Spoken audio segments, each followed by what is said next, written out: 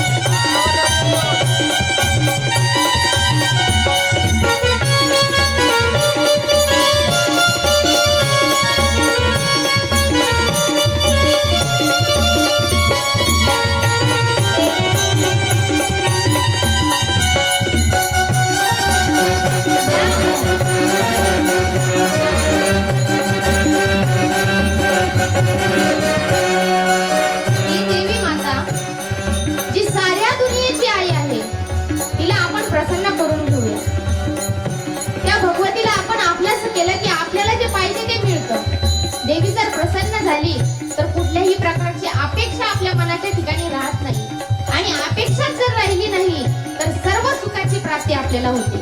कारण अपेक्षा ही अशी गोष्ट आहे की लोभाने पाप वाढत जातं. लोभ वाढला की पाप वाढणार आणि ते वाढू नये म्हणून भगवतीला प्रसन्न करून घ्यायचं. का तर ती साऱ्या दुनियेची आई आहे. कोणी मानाती चंडिका, कोणी मानाती भवानी, कोणी मनाती भवानी, कोणी मनाती भवानी. दुर्गा दुर्गा जय आई, अंबा असुरा मर्दिनी, अंबा असुरा मर्दिनी, अंबा असुरा मर्दिनी. किती रूपे किती नावे, परिते जाये गवाई, परिते जाये गवाई, परिते जाये गवाई. माऊली गंगाबाई, माऊली गंगाबाई, माऊली गंगाबाई, माऊली गंगाबाई. आदी माया गंगाबाई, साऱ्या दुनियेची आई. आदी माया गंगाबाई, साऱ्या दुनियेची आई. तिचा एका दर्शनाने, तिचा एका दर्शनाने कोटी जन्माची पुण्याई. माऊली गंगाबाई, माऊली गंगाबाई, माऊली गंगाबाई, माऊली गंगाबाई, माऊली गंगाबाई, माऊली गंगाबाई, माऊली गंगाबाई, माऊली गंगाबाई. रेणुका माता की एकदा जोरदार टाळ्या झाल्या पाहिजे. त्या भगवती मातेला कोणी चंडिका म्हणतं, कोणी भवानी म्हणतं, कोणी रेणुका म्हणतं. भगवतीला अनेक प्रकारची नावं आहे, अनेक रूपे तिची आहे, पण तिच्यामध्ये एकच तेज आहे, ती आदी माया. आदी माया अंबाबाई साऱ्या दुनियेची आहे. तीच आदी माया शक्ती या सर्व दुनियेची आई आहे. आणि येत्या कैटभाच्या लक्षात आलं, त्यांना आपला जन्म हा आपल्या भगवतीमुळेच झालेला आहे, त्यांच्या लक्षात आलं.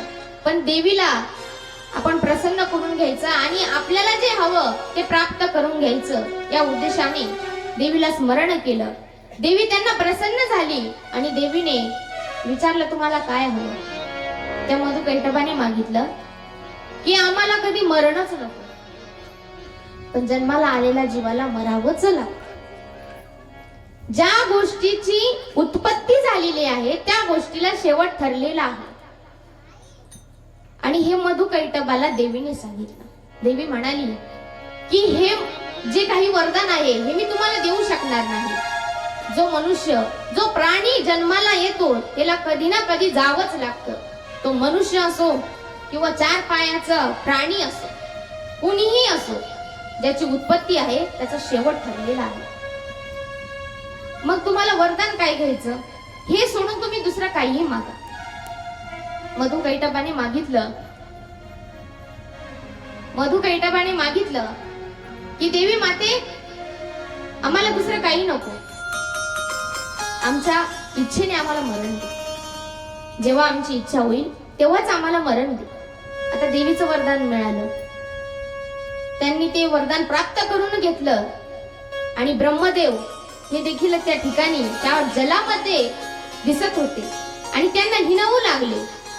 आता देवीने वरदान दिलं, अहंकार चढला की आम्ही श्रेष्ठ. देवीने आम्हाला वरदान दिलं, आम्ही सगळ्यात श्रेष्ठ झालो. आता आमच्या स्वतःच्या इच्छेने आम्हाला मरण मिळणार आहे, त्याच्यामुळे आम्हाला कोणीही मारू शकणार नाही. आधी त्रिदेव देखील जरी आले तरी आम्हाला काहीच करू शकणार नाही, असा त्यांच्या मनामध्ये एक भ्रम तयार झाला. आणि ते ब्रह्मदेवाला छळण्याचा प्रयत्न करू लागले, ब्रह्मदेवाला हिणवू लागले. ब्रह्मदेवाला यज्ञाधिक तज्ञ असणारे ते ब्रह्मदेव त्यांना युद्धासाठी सज्ज व्हायला सांगितलं. तर राक्षसी प्रवृत्तीचे ते राक्षसच होते आणि ते राक्षस ब्रह्मदेवाला म्हणू लागले की युद्ध करायला या. ब्रह्मदेव हे यज्ञाधिक तज्ञ होते, ते युद्ध कसं करणार? आणि जेव्हा पाल्यावर संकट येतं तेव्हा त्या पाल्याला पालक आठवतात. आता आमच्यासारख्या पाल्यावर जर संकट आलं तर आम्हाला आमचे पिता आठवतात, पाल्यावर जर संकट आलं तर पालक आठवतात. अगदी त्याप्रमाणे ब्रह्मदेवावरती संकट आलं. मग ब्रह्मदेवाची उत्पत्ती भगवान विष्णूंच्या नाभीतून झाली. भगवान विष्णू परमात्मा त्यांचे वडील झाले पालक झाले त्यांच्याकडे ते माझ्यावरती कृपा करा, या संकटातून मला मुक्त करा असं ब्रह्मदेव म्हणायला गेले. ब्रह्मदेव त्या ठिकाणी गेले, बघतात तर काय, भगवान विष्णू परमात्मा शेषनागावरती शयन करतात. त्यांना भरपूर उठवण्याचा प्रयत्न केला पण भगवान परमात्मा उठायला तयार नाही. जणू असं काही निर्माण झालं होतं, झोपेने त्यांच्यावर नाही तर त्यांनी झोपेवर विजय मिळवला. इतके ते गाढ झोपले होते. भरपूर प्रयत्न केला पण भगवान परमात्मा काय उठेना. ब्रह्मदेवाने विचार केला, जर परमात्मा उठले नाही, विष्णू भगवान परमात्मा जर उठले नाही तर हे दोघं मला मारून टाकतील. ब्रह्मदेव भयभीत झाले. अंतर्मुख होऊन बघितलं की या संकटातून मला मुक्त कोण करेल, मला यातून बाहेर कोण काढेल.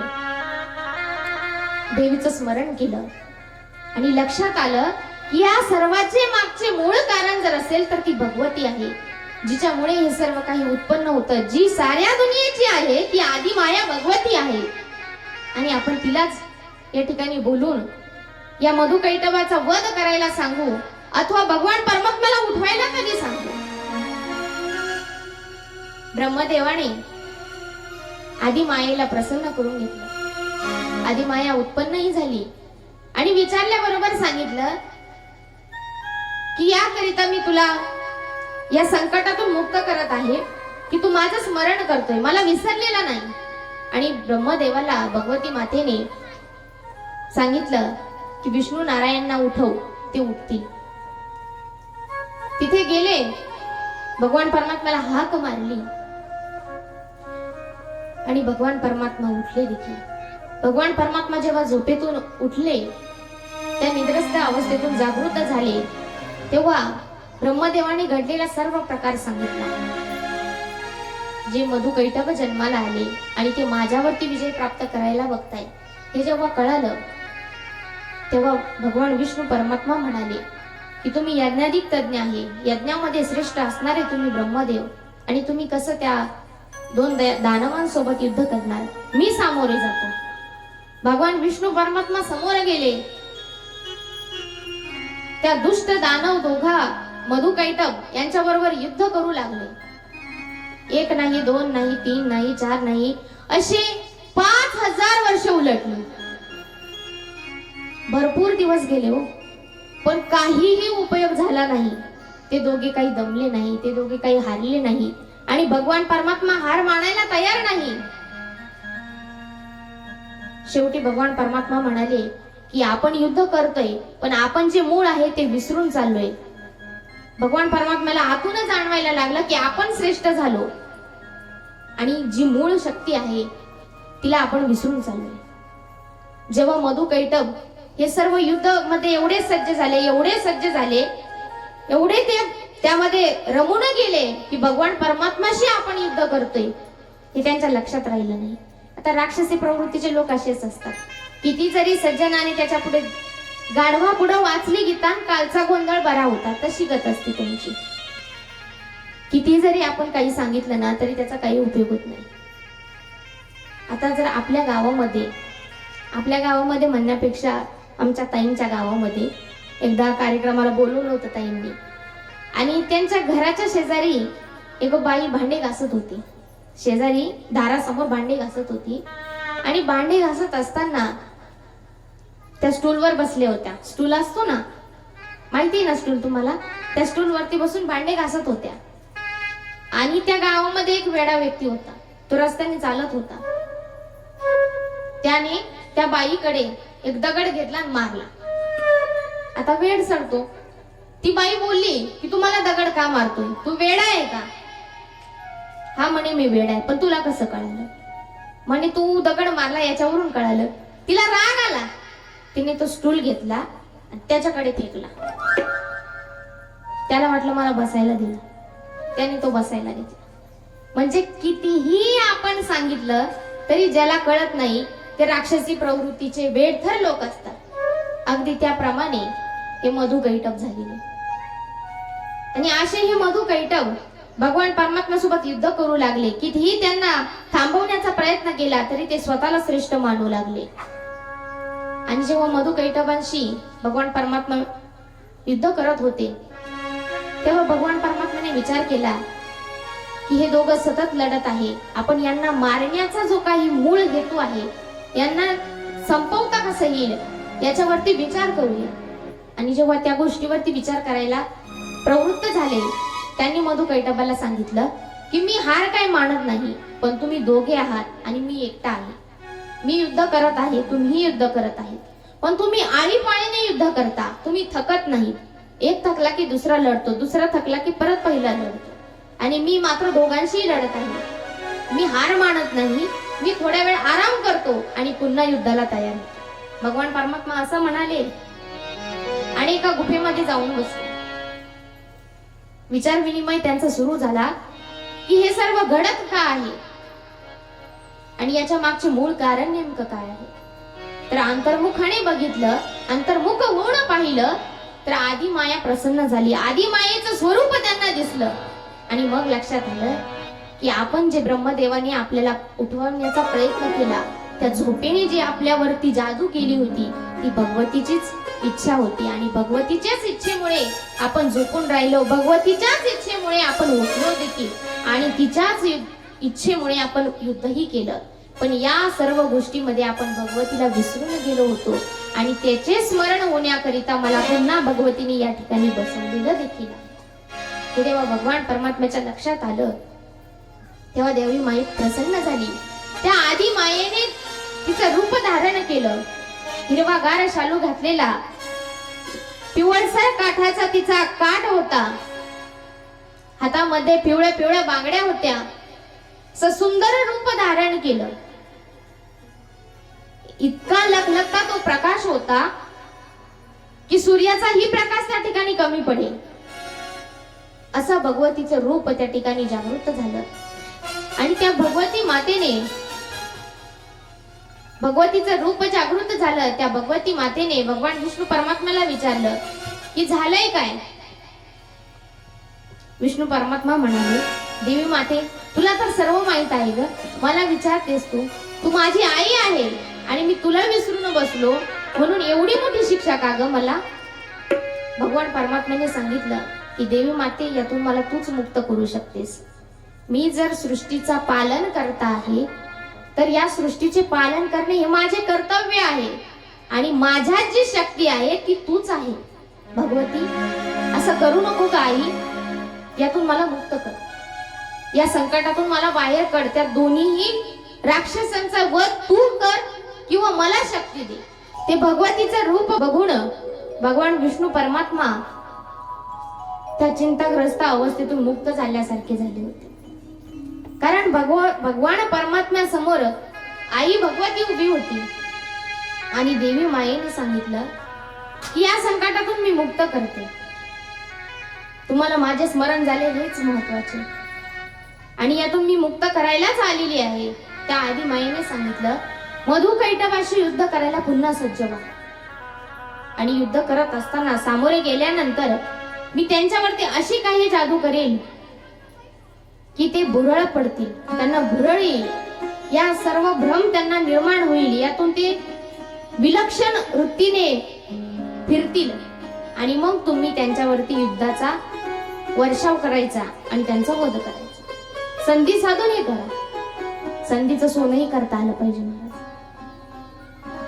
नाही तर जर आपल्याला भगवान विष्णू परमात्मा, भगवान ब्रह्मदेव आणि जर भोलेनाथ आदि शंकर इतके भोळे आहेत की ते सहजासहज प्रसन्न होतात. शिवभूषण चक्रवर्ती शिवभूषण चक्रवर्ती शिवभूषण चक्रवर्ती शिवभूषण चक्रवर्ती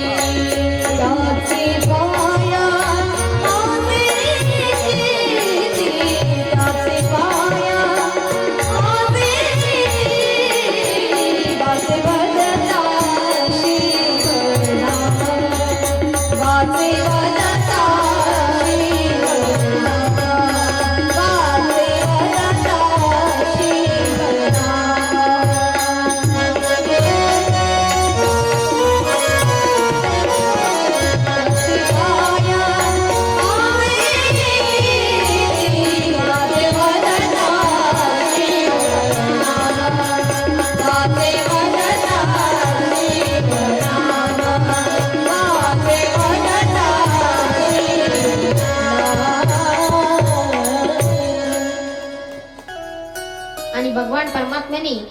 देवी मातेला मागितलं की तू माझ्यावरती प्रसन्न हो आणि प्रसन्न झाल्यानंतर तू जे काही तिथे रूप धारण करशील तेव्हा मला जी संधी प्राप्त करून देशील त्या संधीमध्ये मला तू साथ दे जेणेकरून मी हे करू शकेल.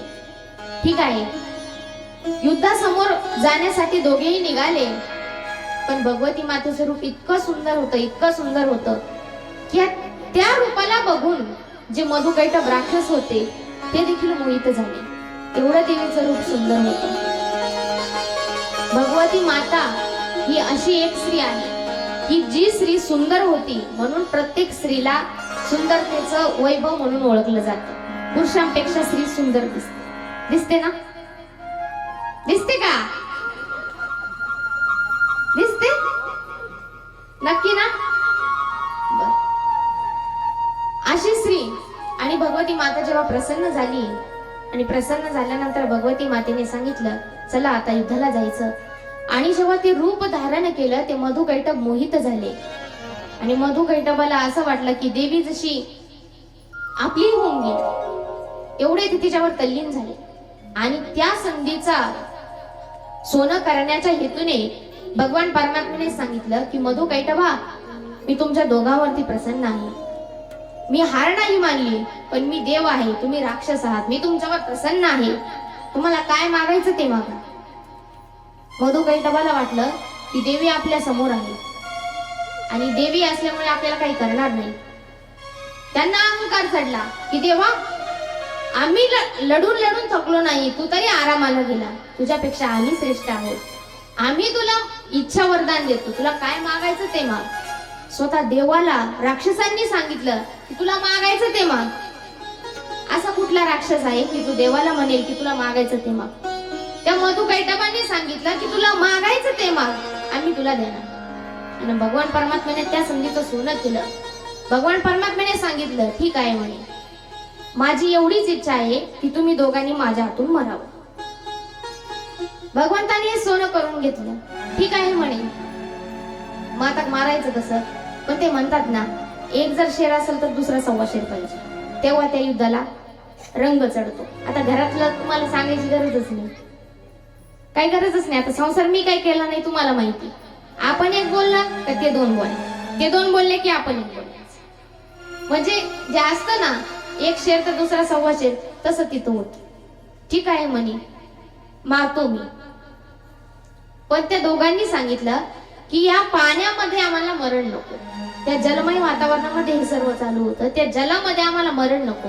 आम्हाला कोरड्या जागेवरती मरण हवं. ठीक आहे म्हणे भगवान परमात्म्याने आपली मांडीवर केली आणि या ठिकाणी मी तुमचा वध करणार म्हणे. पण एक शेर तर दुसरा 1.25 शेर. थोडक्यात सांगायचं झालं तर सोमवार आला की बायको म्हणते आपण शॉपिंगला जाऊ. मंगळवार आला की आपण पिकनिकला जाऊ. बुधवार आला की आपण हॉटेलला जेवायला जाऊ. गुरुवार आला की आपण एखाद्या डान्सला जाऊ. काहीतरी टाइमपास करायला जाऊ. शुक्रवार आला की इकडे जाऊ. शनिवार आला का तिकडे जाऊ. नवरा म्हणतो ठीक आहे तुझ्यासाठी मी काही करेन. माझ्यासाठी एक काम करशील. करेल ना. रविवारी आपण मंदिरात जाऊ. ती बाई म्हणते मंदिरात कशाला तुम्हाला आरामाची गरज पाहिजे ना. तो म्हणतो तुला 7 दिवस घेऊन जायचं पण 8व्या दिवशी आपल्याला आराम पाहिजे आणि खिशाला पैसा पाहिजे. त्याच्यामुळे कोटारो घेऊन बसायला नको का. म्हणजे एक जर शेर असेल तर दुसरा 1.25 शेर पाहिजे. तसं भगवान परमात्म्याला त्या दोघांनी सांगितलं की आम्हाला कोरड्या जागेवर मरण हवं. आणि मग देवाने देखील कोरडी जागा शोधली. त्या मांडीवरती मरणाचं ठरवलं. त्या दोघांना शिरच्छेद करायचं ठरवलं. पण ते दोघं देखील त्या पुढचे होते. त्या मधुकैटभाने सांगितलं की जर आपल्याला यातून बाहेर पडायचं असेल तर देवाच्या त्या छोट्याशा मांडीवरती आपलं मोठं मस्तक टेकवायचं. त्यांनी रुद्र रूप धारण केलं. मस्तकासोबत पूर्ण शरीर बलाढ्य करून ठेवलं. आणि ते शरीर एवढं मोठं झालं ते बघून भगवान परमात्मा काय गप्प बसतील का. भगवान परमात्म्यानेही मोठं रूप केलं आणि आपली मांडी समोर केली. शेवटी काय तर सत्याचा विजय होतो आणि असत्याचा नाश होतो. धर्माचा विजय होतो अधर्माचा नाश होतो. तेच झालं. मधुकैटभांना मरावंच लागलं आणि भगवान परमात्म्याने मांडी समोर केली दोघांनाही आडवा पाडलं, तरकन तलवार काढली, चरकन चिरून टाकलं. दोघांचाही वध झाला. बोला विष्णू भगवान की जय, आदी माया भगवती की जय, आज की आनंद की जय. त्या भगवती मातेने जे वरदान दिलं त्या वरदानाचं भगवान परमात्म्याने सोनं केलं आणि त्या दोघांचाही वध करून टाकला. ते दोघांनाही नाश केला. आणि जेव्हा हे सर्व काही घडलं तेव्हा त्या गोष्टीमध्ये त्या तिघांनाही भुरळ पडली, ज्यामध्ये भगवान विष्णू परमात्मा, ब्रह्मदेव आणि शंकर होते. या तिघांनाही भुरळ पडली. त्या मधु कैटभाचा वध झाला आणि तिघेही बेशुद्ध पडले. आणि जेव्हा शुद्ध आल्यानंतर ब्रह्मदेवाच्या लक्षात आलं की जे काही प्रकार घडलेला आहे हा देवीमुळे आपण यातून सुटलो, पण आपण या सृष्टीचा विस्तार केला होता, या सृष्टीला निर्माण केलं होतं. आता या सृष्टीचा आपल्याला विसर पडला. ही सृष्टी निर्माण कशी करायची ते चर्चेत बसले, भयभीत झाले, चिंताग्रस्त होऊन बसले. पण देवी माता आदी मायेने त्या तिघांना एका ठिकाणी नेलं. ते असं ठिकाण की जे देवीचं ठिकाण आहे. त्याचं वर्णन फक्त या ग्रंथामध्ये केलं जातं. कुठल्या ग्रंथामध्ये शक्यतो त्याचं वर्णन येत नाही. फक्त श्रीमद देवी भागवत महापुराणामध्ये त्याचं वर्णन आहे. भगवतीचा वास ज्या ठिकाणी असतो त्याला मनद्वीप म्हणतात. त्या मणिद्वीपामध्ये भगवतीने त्या तिघांसाठी विमान पाठवलं आणि त्या विमानाद्वारे त्या तिघांना तिथे नेलं. त्या विमानात बसून ते तिघ तिथे गेले आणि बघतात तर काय, सगळीकडे देवी होत्या, सगळीकडे स्त्रिया होत्या आणि हेच तिघ पुरुष त्या ठिकाणी गेले. कारण भगवान ब्रह्मदेव हे भयभीत झाले होते आणि त्यांची भीती दूर करणं हे देवीचं काम होतं. कारण ती शक्ती जर त्यांना दिली नसती तर पुन्हा हा सृष्टी विस्तार चालू झाला नसता. म्हणून त्या तिघांना घेऊन विमानात बसून त्या मणिद्वीपामध्ये नेलं आणि तिथे जाऊन भगवती मातेने सांगितलं की परमात्मा म्हणजे मी आहे आणि मी म्हणजे परमात्मा. परमात्मा म्हणजे मी आहे आणि मीच म्हणजे परमात्मा आहे आणि माझ्यात जी शक्ती आहे ती तुमच्यामध्ये आहे. तुमच्यामध्ये जी शक्ती आहे ती मी आहे. त्या भगवती मातेने सांगितलं आणि म्हणाली की तुम्हाला जो सृष्टीचा विस्तार करायला उत्पत्ती तुमची झालेली आहे ती तुम्हाला व्यवस्थितरित्या पार पाडायची आहे. पण ब्रह्मदेव हे भयभीत झालेले की मधु कैटभ माझा वध करतील आणि मला मारून टाकतील. ब्रह्मदेव भगवान विष्णू जवळ गेले, अनेकदा उठवून बघितलं पण तरी ते उठले नाही. त्या गोष्टीमुळे ते भयभीत झालेले होते. आणि भगवान परमात्मा यांनी मधु कैटभाचा नंतर वध केला. पण वध करायच्या अगोदर जे भयभीत झालेले ब्रह्मदेव होते ते मात्र त्याच गोष्टीत गर्ग राहिले की हा एकदा प्रकार झाला असा अनेकदा होऊ शकतो. आपण आता घाबरलेलो आहोत, आपण या सृष्टीचा विस्तार कसा करणार ते चिंताग्रस्त झाले. पण भगवान ब्रह्मदेव हे भयभीत झाले म्हणून त्यांना कोणी रुद्रहीन म्हणत नाही, शक्तिहीन म्हणतात. बरोबर ना? कुठलाही आजारी माणूस असू द्या, कुठलाही चिंताग्रस्त माणूस असू द्या, कुठलाही थकलेला माणूस असू द्या, त्याला रुद्रहीन किंवा विष्णुहीन म्हणत नाही. काय म्हणतात? काय म्हणतात? बोलत चला. काय म्हणतात? आवाज येत नाही. काय म्हणतात? शक्तिहीन म्हणतात. म्हणजे त्याच्या शक्तीचं हनन झालं म्हणून शक्तिहीन. किंवा अशक्त म्हणतात म्हणजे त्याच्यामध्ये शक्ती नाही, अशक्त. आणि देवीने हेच सांगितलं की तुम्हाला विष्णुहीन कोणी म्हणणार नाही, रुद्रहीन कोणी म्हणणार नाही, अशक्त किंवा शक्तिहीन म्हणणार. आणि तुमच्यात जी शक्ती आहे ना ती मी आहे, मी तुम्हाला यातून बाहेर काढणार. मग देवी मायेने काय केलं तर ब्रह्मदेवता सोबत तिचं एक स्वरूप म्हणजे भगवती सरस्वती माता, त्या सरस्वती मातेला सोबत पाठवलं आणि सांगितलं की तुम्ही या सृष्टीचा विस्तार सांभाळायचा. पूर्वी जे काही जसं काही होतं तसं पुन्हा निर्माण करायचं आणि निर्माण करत्या वेळी ज्या वेळी तो प्रलय घडला त्या प्रलयापासून जी स्थिती होती ती स्थिती पुन्हा निर्माण करा आणि त्यासाठी ही माझी शक्ती मी तुम्हाला देत आहे. देवीने ती शक्ती म्हणजे सरस्वती माता ब्रह्मदेवाला दिली आणि त्यानंतर भगवान विष्णू परमात्म्याकडे लक्ष्मी दिली. आता लक्ष्मी अशी आहे की लक्ष्मीची मोठी बहीण अलक्ष्मी आहे. माहित आहे का तुम्हाला? लक्ष्मीची मोठी बहीण अलक्ष्मी आहे. आपण लक्ष्मीला प्रसन्न करून घेतो पण अलक्ष्मीला प्रसन्न करून घेणार नाही. आणि त्या लक्ष्मीला भगवान परमात्म्याजवळ देवी मायेने दिलं. त्या लक्ष्मीला दिल्यानंतर सांगितलं की ही तुमच्या जवळ असल्यामुळे तुम्हाला सृष्टीचं पालन करायला सोपं जाईल. ही तुम्हाला एक शक्ती म्हणून मी देत आहे. आणि भगवान विष्णू परमात्मा त्या ठिकाणाहून देवीला घेतलं आणि त्यांच्या स्थानावरती निघून गेले. नंतर भोळे शंकरांना सांगितलं ही गौरी मी तुम्हाला देत आहे. हिच्या सोबत तुम्ही वास करायचा आणि या दुष्टांचाही संहार करायचा आणि जो मनुष्य जातो त्याच्या ठिकाणी असणाऱ्या दुष्ट विचारांचा देखील संहार करायचा. तुम्हाला संहार करतो म्हणून बनवलेला आहे. तुम्हाला त्रिदेव म्हणतात आणि तुमच्यामध्ये जी शक्ती आहे त्रिशक्ती माझी आहे आणि म्हणून तुम्ही कार्य करू शकता. तुमच्यामध्ये शक्ती आहे म्हणून कर्तृत्व आहे. भगवान परमात्मा आणि शक्ती हे वेगळं काही नाही. आपण मनुष्य जर साधारणतः चालत राहिला चालता त्याची सावली खाली पडते. आता तुम्ही बसलेला आहे तुमची सावली समोर पडली. ती सावली तुम्ही वेगळे आहात का? नाही.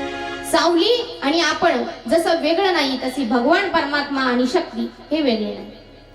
आणि ते वेगळे नाही म्हणून भगवान परमात्म्याला देवीने स्वतःची शक्ती एक दिली ज्या शक्तीमुळे तुम्ही हे सर्व पुन्हा निर्माण करू शकता.